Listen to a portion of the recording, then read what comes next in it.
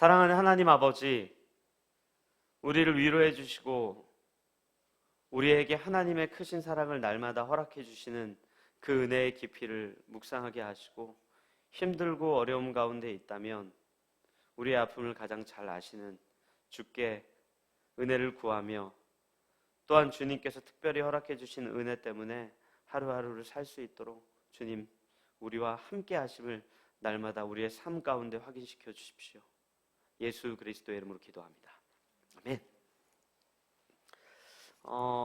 우리가 지난주에 이 히브리서 2장 앞부분을 좀 살펴보면서 확인했던 게 하나 있죠. 그게 뭡니까?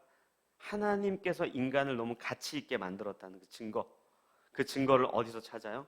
천사보다도 위대한 증거. 그 증거를 어디서 찾습니까? 온 우주 가운데 충만하게 거하게 하신 우리로 하여금 하나님의 사랑을 증명하고, 하나님의 사랑을 표현하고, 하나님의 사랑을 통해 하나님이 누구인지를 확인시켜주는 그 방법, 그걸로 우리가 참 가치 있는 존재임을 확인한다고 지난주에 묵상했습니다. 그래서 사실은 날개를 달고 훨훨 날아다니는 천사보다 우리가 더 가치 있는 존재이며, 또한 하나님께서 창조하신 그 피조물 가운데 하나님의 백성으로 살아가는 것이 가장 위대하다는 사실을 우리가 히브리서 2장 앞부분의 내용을 통해 확인했는데, 오늘 이 2장 뒷부분에 있는 내용은 그 맥락을 그대로 이어서 인간이 얼마나 가치 있는 존재이고, 또한 하나님의 백성이 얼마나 아름다운 성품을 지니고 있으며, 또한 하나님의 백성이 참으로 멋지고 훌륭하고 정말 아름다운 하나님의 피조물이라는 사실을 히브리서 기자가 한 번 더 강조하고 있어요. 그런데 지난주에 했던 내용과 같은 내용이기는 한데 그 주제가 조금 달라집니다. 지난주에는 어떤 거였습니까? 하나님께서 이 땅을 통치하게 하신 그 방법, 하나님께서 이 땅을 본인 홀로 다스려도 되는데 우리 인간에게 맡기셔서 다스리는 방법이 그 중요한 주제였다고 한다면, 오늘 주제는 조금 다른데 굉장히 중요한 주제입니다. 뭔지 아세요? 바로 구원에 관한 겁니다. 그걸 조금 다른 이야기로 하면 믿음에 관한 것이라고 이야기해도 괜찮습니다. 오늘 우리가 같이 읽은 본문이 개역개정으로 좀 어렵게 기록이 되어 있어요. 저도 사실은 읽으면서 이게 무슨 말하는 거지? 이게 무슨 내용이지? 이렇게 참 이해하기 어려운 본문인데, 그래서 제가 여러분들에게 이 메시지 성경으로 한 번 더 읽어드릴 테니까 한번 들어보십시오. 조금 이해하기가 쉽습니다. 10절부터 제가 읽어드릴게요. 만물을 처음 움직이게 하셨고 지금도 그 만물을 붙들고 계신 하나님께서 구원의 개척자이신 예수를 고난을 통해 완전케 하시고 그로써 자신의 일을 완성하시며 모든 사람을 영광으로 이끄시는 것은 너무도 그분다운 일입니다. 구원하는 분과 구원받는 이들이 같은 근원에서 나왔으므로 이제 예수께서는 조금도 주저함 없이 그들을 가족으로 대하시며 이렇게 말씀하십니다. 당신에 대해 알고 있는 모든 것을 나의 소중한 친구인 형제 자매들에게 알리고 함께 당신을 경배하고 찬양하겠습니다. 다음 말씀도 자신을 그들과 한 가족으로 여기신다는 뜻입니다. 나도 하나님을 신뢰함으로 살아갑니다. 또한 이렇게 말씀하셨습니다. 하나님께서 내게 주신 자녀들과 함께 내가 여기 있습니다. 자녀들이 살과 피로 된 존재이니 그들을 구하기 위해 구주께서 살과 피를 입고 죽으신 것입니다. 그분은 죽음을 껴안고 자기 안에 받아들이셔서 죽음을 지배하는 마귀를 멸하시고 죽도록 죽음을 무서워하며 평생을 위축되어 살아가는 모든 사람을 풀어주셨습니다. 그분께서 이 모든 고난을 겪으신 것은 천사들을 위한 것이 아니라 우리 같은 사람들, 곧 아브라함의 자손을 위한 것이 분명합니다. 그렇기 때문에 그분은 모든 면에서 인간의 삶에 들어오셔야만 했습니다. 그분은 사람들의 죄를 없애는 대제사장으로 하나님 앞에 서실 때 이미 모든 고난과 시험을 몸소 겪으셨습니다. 그러므로 그분은 도움이 필요한 곳에 도움을 베푸실 수 있습니다. 아멘. 좀 이해하기가 쉽죠? 분명히 히브리서 2장 뒷부분에 이런 내용으로 시작을 해요. 예수님이 구원의 창시자입니다. 그런데 메시지 성경에는 구원의 개척자입니다. 이렇게 표현되어 있어요. 그러면 그 다음 본문에 나와야 되는 내용들이 어떤 거냐면 그분께서 죽으심으로 말미암아 사람들을 구원하셨습니다. 그분께서 구원을 창조하시고 개척자이신 분이기 때문에 이제 하나님의 백성들을 구원합니다. 구원하셨습니다. 영원히 살리셨습니다. 이런 내용들이 나와야지 이 히브리서 2장 본문이 굉장히 자연스럽게 흘러가는 본문인데 예수님이 구원의 창시자입니다. 개척자이십니다. 라는 그 본문 뒤에 사실은 구원에 대한 내용이 한 구절도 언급되지 않아요. 그런데 분명히 오늘 이 2장 뒷부분은 구원에 관한 내용이거든요. 믿음에 관한 부분이거든요. 그런데 구원에 대한 내용이 안 나와요. 왜 그럴까요? 왜냐하면 이 히브리서를 기록한 저자가 하나님께서 우리에게 이 말씀을 허락해 주셨는데 난 너를 구원했어.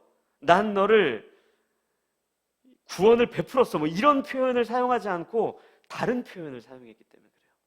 그게 어떤 표현입니까? 이런 표현이에요. 내가 너희들을 영광스럽게 할 거야. 내가 너희들을 온전하게 할 거야. 내가 너희들을 거룩하게 할 거야.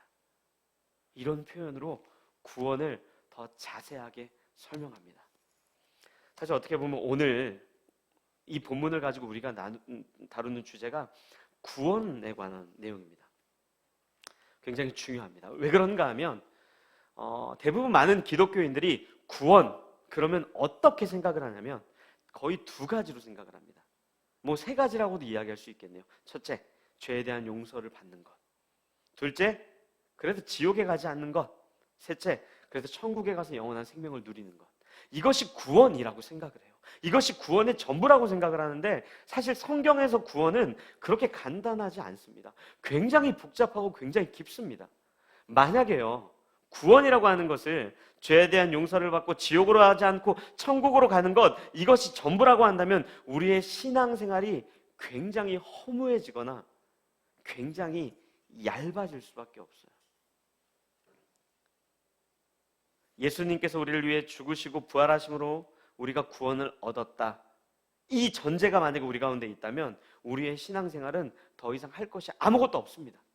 왜냐하면 예수님께 다 하셨기 때문에 그래요. 이미 우리를 위해 죽으셨고 이미 우리를 위해 부활하셨고 이미 우리를 위해 승천하셔서 하나님 편에 계시는 것으로 그치지 않고 우리에게 성령님을 보내주셔서 우리를 날마다 인도하고 계시는 그것이 얼마나 풍성한 것인데 다만 우리를 구원한 것, 이제 너는 천국행이야, 이것으로 그친다면 예수를 믿고 난 다음 우리의 인생이 더 이상 할 게 없어지죠. 왜요? 이미 구원 완성됐잖아요. 예수로 말미암아. 그럼 우리 뭐 해야 돼요? 할 게 없는 겁니다. 만약에 그것이 아니라고 한다면 우리가 무언가를 막 열심히 해서 구원을 얻어내야 된다면 우리가 예수를 믿고 난 다음 하는 신앙생활의 모든 것이 어떻게 갑니까? 정말로 진심으로 기뻐하며 예수를 따르는 것이 아니라 내가 혹시 지옥에 가면 어떡하지? 내가 혹시 천국에 못 가면 어떡하지? 내가 혹시 하나님 나라에 못 들어가면 어떡하지? 라고 하는 불안함과 두려움을 가지고 신앙생활을 하게 되는 거예요. 그런데 구원은 우리에게 아무것도 하지 않게 하는 정말로 허무함으로 우리를 이끌지 않습니다. 또한 동시에 구원을 얻어내기 위해서 두렵고 불안해하면서 신앙생활하는 그 자리로 우리를 이끌지 않아요. 오히려 예수 그리스도의 죽음심으로 말미암아 우리가 구원을 얻었기 때문에 진정한 자유함을 누리고 또 더 나아가서는 그 자유함을 누린 우리가 하나님께서 거룩하고 온전한 백성으로 빚어가시기 때문에 우리에게 자발적이고 기쁘고 두려움과 불안함이 전혀 없는 신앙생활을 하게 만드는 거예요. 이게 성경이 말하는 구원의 핵심입니다. 오늘 히브리서 기자가 그 얘기를 하고 있어요. 그래서 우리에게 이렇게 얘기하죠. 우리를 하나님께서 형제로 부르시고 우리를 하나님께서 온전하게 하시며 거룩하게 하시며 영광의 그 자리까지 인도하시는 그 과정 속에 여러분들이 있는 것입니다. 히브리서의 첫 번째 1차 수신자인 유대인들 중에 예수를 믿게 된 사람들이요, 더 나아가서는 2021년을 힘겹게 살아가고 있는 여러분들이요, 여러분들, 하나님이 여러분들을 형제 삼아 주셨기 때문에 그와 같은 삶을 살아가고 있는 겁니다. 위로를 얻으십시오. 이렇게 이야기하고 있는 거예요. 그래도 이해가 잘 안 될 거예요. 그래서 이 히브리서 기자가 한 명을 소개합니다. 그게 누군지 같이 볼까요? 우리가 히브리서 2장 14절, 15절, 16절 이렇게 세 구절을 같이 읽겠습니다. 시작. 자녀들은 혈과 육에 속하였음에 그도 또한 같은 모양으로 혈과 육을 함께 지니심은 죽음을 통하여 죽음의 세력을 잡은 자 곧 마귀를 멸하시며 또 죽기를 무서워함으로 한평생 매어 종노릇하는 모든 자들을 놓아주려 하심이니 이는 확실히 천사들을 붙들어 주려 하심이 아니요 오직 아브라함의 자손을 붙들어 주려 하심이라. 아멘. 누굽니까? 바로 아브라함입니다. 제가 처음 히브리서 강의를 시작하려고 마음을 먹었을 때, 그리고 이제 몇몇 분들과 대화하면서 그런 얘기를 했을 때 히브리서를 정말 잘 모르시더라고요. 이렇게 잘 묵상해 본 적도 없고, 왜 그런가 하면 굉장히 어렵게 기록되어 있기 때문에 섣불리 히브리서에 대해서 한번 읽어볼까라는 생각을 많이 안 하시는 분들이 거의 대부분이었어요. 그런데 그럼에도 불구하고 아는 부분이 있어요. 그게 어딘가 하면 히브리서 11장입니다. 우리가 고린도전서 13장을 흔히 사랑은 이라고 하면 사랑에 대한 정의가 막 기록되어 있으니까 그걸 사랑장이라고 하는데, 히브리서 11장은 그런 것처럼 믿음장이라고 우리가 불러요. 그래서 믿음으로 하면서 구약 성경에 있는 수많은 인물들을 쫙 설명하고 있어요. 거기에 이제 아브라함도 나옵니다. 우리가 그 부분을 잠깐 제가 조금만 읽어드릴게요.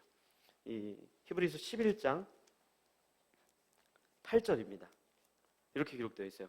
믿음으로 아브라함은 부르심을 받았을 때 순종하여 장래의 유업으로 받을 땅에 나아갈새 갈 바를 알지 못하고 나아갔으며. 아멘. 이 아브라함의 이름이 기록되어 있어요.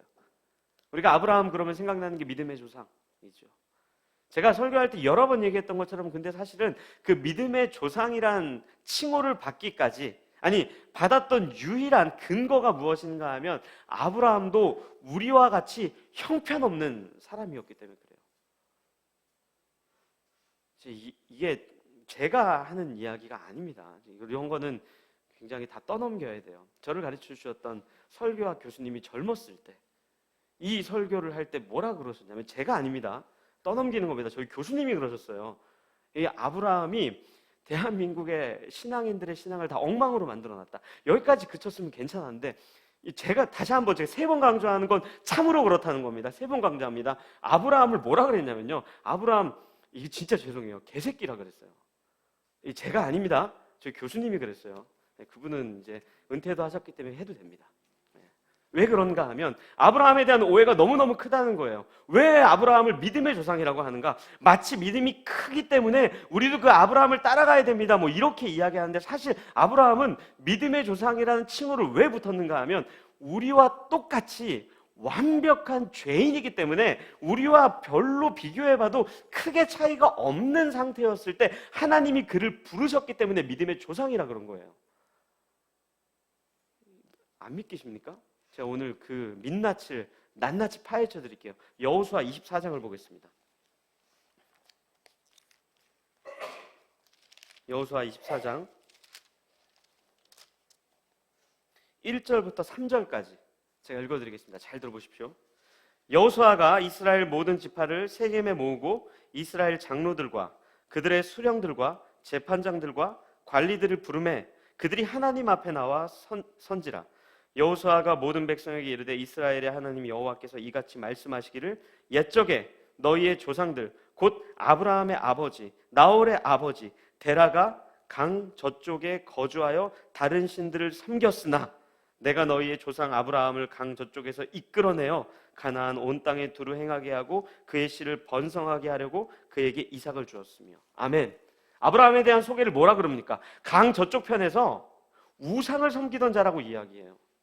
더 정확히 이야기하면요, 아브라함의 직업이 무엇이었냐면 아브라함과 그 가족들이 그때 당시에 우상을 섬기던 사람들에게 우상의 형상을 조각을 해가지고 우상의 모형을 판매를 하던 판매상인이었어요. 그러니까 오늘날로 따지면 어떤 조각들을 만들어가지고 우상을 섬기는 자들에게 돈을 받고 섬길 수 있도록 만들던 사람이었단 말이에요. 그런데 그를 하나님이 부르십니다. 그가 순종했기 때문에 부른 게 아니에요. 그를 부르시고 난 다음 그를 순종의 자리로 인도해가고 있는 거예요. 그런 부분에서 우리와 똑같죠. 믿음이라는 것은, 구원이라는 것은 우리의 반응이 있기 전에 하나님께서 우리의 이름을 부르시는 것으로 시작을 한단 말이에요. 아브라함만 그렇습니까? 여러분들 야곱 한번 생각해 보세요. 야곱은 단 한 번도 하나님을 찾았던 적이 없어요. 하나님이 늘 먼저 찾아오세요. 하나님이 늘 먼저 만나주세요. 여러분들 신약으로 넘어와서 예수님의 제자들을 생각해 보세요. 보찜을 하나 메고 예수님께 찾아와서 당신의 제자 삼아 주십시오. 무릎 꿇고 며칠간 식음 전폐하며 제자로 받아달라는 청탁하지 않습니다. 자기의 일을 하던 그들을, 한 번도 예수의 이름을 찾지 않았던 그들을 예수님께서 직접 찾아오셔서 한 명 한 명 부르신단 말이에요. 아브라함의 인생을 한번 보세요. 아브라함을 어떻게 인도해 가시는지, 어떻게 빚어 가시는지, 어떻게 이 본문 히브리서에 기록되어 있는 것처럼 형제답게 인도해 가시는지, 그거 모든 것이 구원이라고 성경은 이야기하고 있는 거예요. 여러분들, 아브라함이, 하나님께서 아브라함을 부르신 다음에 아브라함이 천사가 됩니까? 아니면 아브라함이 갑자기 하나님 나라로 옮겨갑니까? 전혀 그렇지 않습니다. 오히려 몇 가지 이슈들이 더 생겨요. 그 첫 번째 이슈가 아들 이삭을 얻게 되는 과정이에요. 하나님께서 아브라함을 부르셨어요. 순종해서 따랐다라고 기록되어 있어요. 그런데 그 다음에 뭐라 그래요? 하나님께서 내가 너한테 아들을 약속한다. 내가 너에게 후사를 약속한다. 그랬더니 첫 번째 이렇게 반응해요. 말도 안 되는 소리 하지 마십시오. 나도 늙었고 내 아내도 늙었습니다. 그냥 내 밑에 있는 종 있죠, 종. 엘리에셀. 그 사람을 내 종이긴 하지만 그냥 내 후계자로 삼고 내가 잘 키우고 양육하고 그에게 잘 가르칠게요 라는 이야기를 해요. 그 다음 또 어떻게 해요? 하갈이라고 하는 사라의 몸종이었던 여성과 동침을 해가지고 이스마엘을 얻게 돼요. 심지어 사라는 하나님께서 약속하셨던 이삭에 대한 이야기를 듣고 비웃어버려요.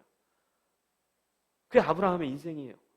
그럼 만약에 우리가 순종을 하고 우리가 하나님을 잘 믿었기 때문에 구원을 얻는다라는 전제가 성립이 된다면, 아브라함은 처음에는 구원을 받았다가 비웃었을 때는 구원이 취소됐다가 또 하나님께 약속을 받았을 때 다시 구원받았다가 나중에 또 하갈과 동침할 때 구원이 취소됐다가 이스마엘을 후사로 삼을 때 또 다시 취소됐다가 다시 뭐 왔다 갔다 구원이 이렇게 왔다 갔다 합니까?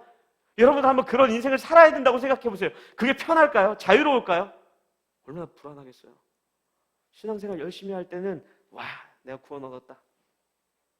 그러다 우리 인생에 안 좋은 일이 찾아와서 하나님을 원망하고 주 앞에 탄식할 때는 그 구원이 또 취소되고, 또 그러다가 내가 뭔가 봉사도 하고 신앙생활 열심히 잘할 땐 다시 구원이 또 생겼다가 또 구원이 취소되고, 구원이 생겼다가 취소되고, 이런 일들을 우리에게 하나님께서 허락하신다고 봅니까?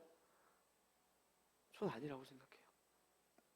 아브라함이라고 하는 인생을, 하나님을 모르고 우상을 섬기던 그 인생을 부르셔서 정말 하나님의 형제에 합당한 그 인생으로 조금씩 조금씩 빚어가면서 성숙하게 만드시는 그 모든 과정을 성경은 구원이다 라고 이야기하는 거예요. 그거를 히브리서 기자가 오늘은 성숙하게 한다, 온전하게 하다, 영광스럽게 하다, 거룩하게 하다라고 우리에게 이야기하고 있는 거예요.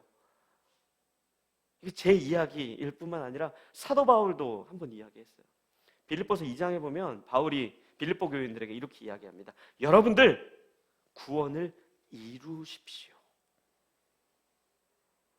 구원을 이루어 가십시오. 그 표현이 뭐예요? 너희들 중에 아직 구원 못 받은 사람이 있으니까 얼른 구원을 따내십시오. 구원을 얻어내십시오. 구원을 모르는 사람들, 구원의 의미가 뭔지 모르는 사람들 얼른 구원 받아야 됩니다. 이런 이야기를 하는 게 아니라 이미 구원받아 교회가 된 성도들에게 구원에 합당한 백성처럼 사십시오. 그것이야말로 구원입니다. 이렇게 굉장히 심오하게 설명하고 있는 거란 말이에요. 또한 아브라함에게 한 가지 더 요구했던 게 뭐예요? 아들 이삭을 바쳐라. 또 이런 이야기도 하시죠. 창세기 22장에 보면은 모리아 산으로 막 올라갑니다. 종 한 명과 이삭을 데리고 손에 이 불과 칼을 가지고 막 가요. 근데 여러분들 한번 생각해 보세요. 하나님께서 왜 아브라함에게 그 시간과 그 과정을 요구하셨던 거예요? 몇몇 사람들은 그렇게 이야기해요. 하나님께서 아브라함의 신앙을 테스트한 것이다. 믿음을 얼만큼의 믿음을 갖고 있는지 본 것이다. 여러분들 만약에 그게 성립이 된다면 하나님의 전능하심은 파손이 되는 거예요. 훼손이 되는 거예요. 하나님 전능하시잖아요. 전지하시잖아요.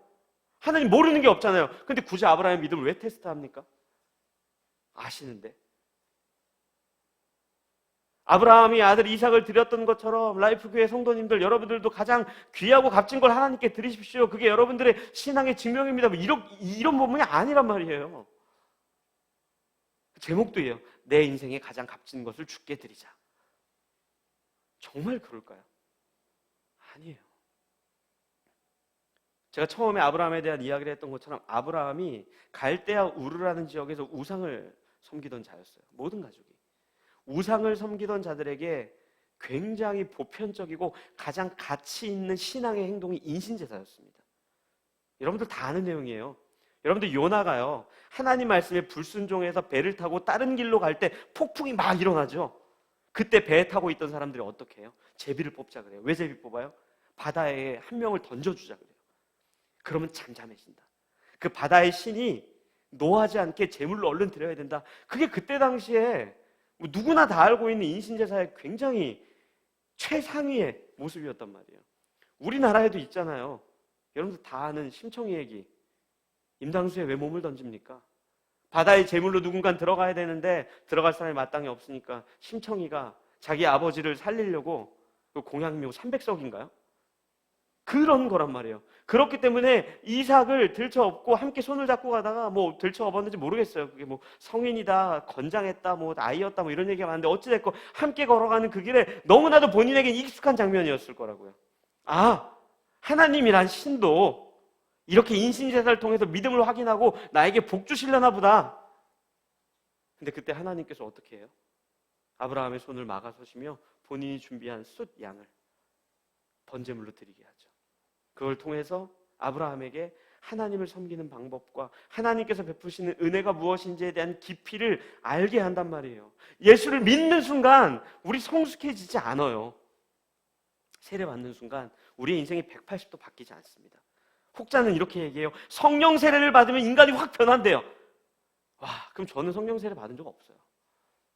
왜냐하면 살다 보니까 꽤 괜찮은 믿음을 내가 살아낼 때도 있겠지만 또 그러다가 내 믿음이 약해 떨어져서 하나님을 원망할 때, 하나님을 탄식할 때 다시 또 하나님을 신실하게 따르다가 또 하나님을 원망하고 하나님을 또 떠나고 싶고 내가 목사인 그것이 너무너무 부끄러워서 정말 쥐구멍이라도 숨고 싶고 또 어떤 주에는 설교할 자신이 없어요.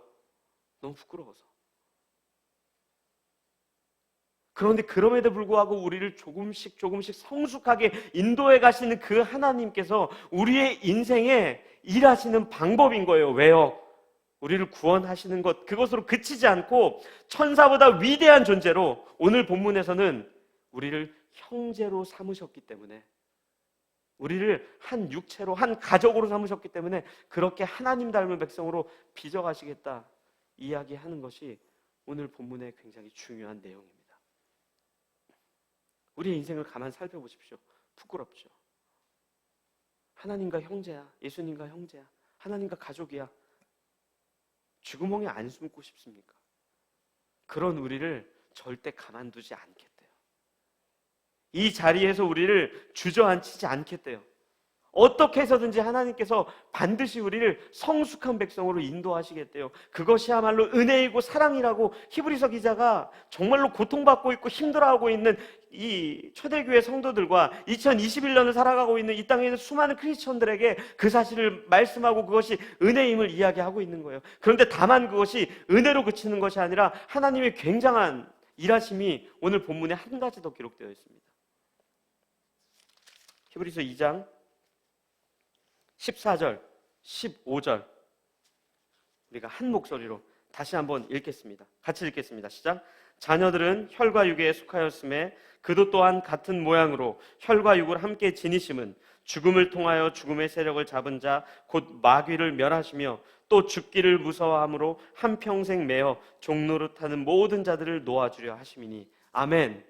히브리서 기자가 무슨 얘기를 합니까? 우리를 성숙해 하는 그것이야말로 우리를 온전하게 빚어가시고 우리를 영광스럽게 만들어가시고 하나님의 형제와 같게 만들어가시는 그 과정이야말로 마귀, 곧 사탄을 멸하시는 방법이라고 하나님께서 반드시 그 일을 하시겠다 그래요. 예수님이 우리를 위해 죽으셨어요. 그렇기 때문에 우리가 소유한 구원은 사탄이 아무리 힘이 세더라도 마귀가 아무리 날고 긴다 해도 털끝 하나 건드릴 수 없습니다. 하지만 구원받은 우리를 구원에 합당한 성숙한 백성으로 살아가는 그 과정에서 마귀는, 사탄은 오늘도 일할 거예요. 그렇지 못한 백성으로 만들기 위해 우리를 좌절감으로, 우리를 실패감으로, 하나님을 원망하는 자리로 그냥 대충 살게, 그때 하나님께서 가만히 있지 않겠다는 거예요. 우리를 반드시 그 사탄과 마귀의 세력에서 우리를 보호하시며 당신의 명예를 거시면서 우리에게 이렇게 얘기하시는 거예요. 내가 너를 거룩하고 성숙한 백성으로 반드시 만들 거야.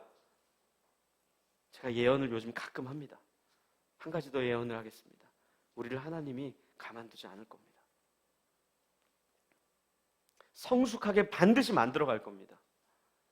그냥 예수를 믿고 구원하는 거 끝! 이제 나 내 맘대로 살 거야. 구원에 취소가 없으니까 이렇게 이제 죄송합니다. 아주 이렇게 네 가지 없게 얘기하는 우리를 하나님 반드시 성숙한 백성으로 빚어가실 거예요. 예수만 알던 자들을 예수를 깊이 있게 아는 자로, 예수만 깊이 있게 알던 자들을 아는 만큼 신앙인으로 살아가는 자로, 나밖에 몰랐던 사람들을 우리라고 하는 공동체 가운데 누군가를 생각하는 성숙한 백성으로, 나의 유익만을 구하며 살았던 사람들을 하나님 백성의 모든 자들을 위해 기도하고 응원해 주는 자로 그렇게 살게 할 거예요. 그래서 오늘 히브리서 기자가 아브라함이라고 하는 한 사람의 인생을 통해 우리에게 도전하고 있는 거예요. 여러분들, 아브라함을 하나님께서 처음 부르셨을 때 이름이 뭔지 아세요? 아브람입니다. 아브람. 아브람이라는 뜻은 아마 아빠가 지어줬겠죠. 이렇게 고귀하고 값진, 그러니까 잘난 맛에 사는 자, 이런 뜻인 거예요. 너 잘난 척하고 살아. 근데 아브라함으로 바꾸는 건 뭔지 알아요? 이제 너 잘난 척하며 살지 말고 이 땅에 있는 모든 사람의 아버지 역할을 하며 살아. 정말 좋은 아버지는 어떤 아버지예요? 내가 얼마나 잘났는지가 아니라 내 사랑하는 자녀들이 잘나게 살 수 있게 자기의 인생을 헌신하는 사람들이에요. 우리를 그렇게 빚어가실 거예요. 참 저도 최근에 안 좋은 일들이 여러 가지 막 팡팡팡 제 인생 속에 찾아오고, 또 제 주위에 생명을 잃는 안타까움도 찾아오고, 그런 일들을 경험할 때마다 하나님 앞에 원망하고 탄식하는 소리밖에 안 들려요. 그런데 그때 드는 생각이 그런 거예요. 주님마저 없었다면 살 수 있었을까? 예수님마저 없었다면 살 수 있었을까? 여러분들이 겪고 있는 아픔들, 어려움들, 힘듦들 주님 모르실까요? 저는 아실 거라고 생각해요. 하나님이야말로 자신의 가장 사랑하는 독자 예수 그리스도를 이 땅에 보내주심으로 우리를 값주고 사셨잖아요. 그 주님 모르실까요? 예수님이야말로 우리가 살았던 것보다 더 비참한 현실을 살아내셨잖아요. 우리 모르실까요? 죽으러 가는 그 길을 알면서도 고난을 당하시고 핍박을 당하시고 그 과정 속에 정말로 눈물을 뚝뚝 흘리시며 그 길을 걸어가셨는데 우리가 겪는 아픔과 슬픔과 고통과 어려움 모르실까요? 아시겠죠? 저는 라이프계 가족들이 다시 한번 우리를 위해 죽으신 그 예수 그리스도께서 우리를 위해 응원하고 계시고 우리를 위하고 계시고 우리에게 소망이 되어주신 그분이 여러분들에게 가장 가치 있는 위로가 되었으면 좋겠어요. 오늘 우리가 히브리서 2장 마지막 절을 다 같이 함께 읽으며 좀 그 마음으로 같이 기도했으면 좋겠습니다. 우리가 같이 2장 18절을 같이 읽겠습니다. 시작. 그가 시험을 받아 고난을 당하셨은즉 시험 받는 자들을 능히 도우실 수 있느니라. 아멘. 이 시간 우리가 현장에서 함께 예배를 드리는 분들도, 또 가정에서 인터넷으로 어느 자리에서 예배를 드리는 분들도 여러분들의 인생 속에, 우리의 인생 속에 가장 진짜 지금 이것만큼 내가 해결돼야 됩니다.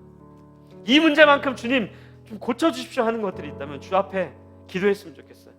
오늘 본문에도 있는 것처럼 예수님이 시험을 받아 고난을 당하셨은즉 우리의 모든 것을 아시기 때문에 우리를 도우실 수 있는 분이라고 고백하고 있는데, 우리가 그 예수님께 우리의 모든 힘듦과 어려움을 주 앞에 고백하며 주님 도와주십시오, 은혜 베풀어 주십시오, 이 마음을 가지고 같이 우리가 그렇게 기도하도록 하겠습니다. 기도하시겠습니다. 사랑하는 하나님 아버지,